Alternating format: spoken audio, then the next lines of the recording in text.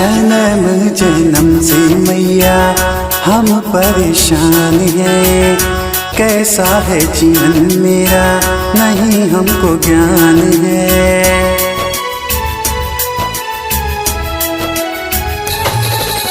जन्म जन्म से मैया हम परेशान हैं, कैसा है जीवन मेरा नहीं हमको ज्ञान है।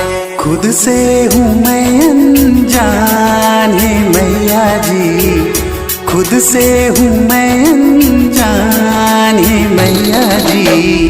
दे दो हमें इतना ज्ञान हे मैया जी, किसका करूँ मैं अभिमान हे मैया जी। दे दो हमें इतना ज्ञान।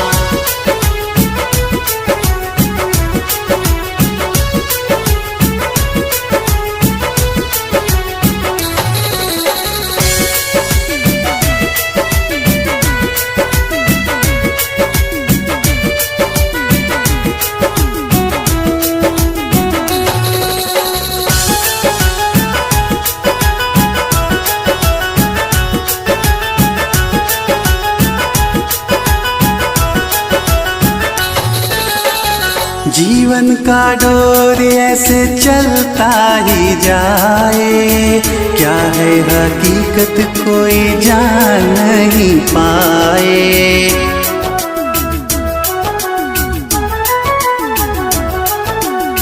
जीवन का डोर ऐसे चलता ही जाए, क्या है हकीकत कोई जान नहीं पाए।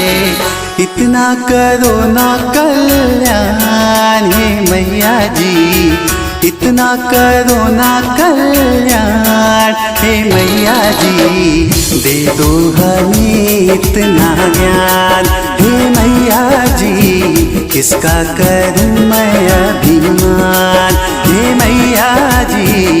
दे दो हमें इतना ज्ञान।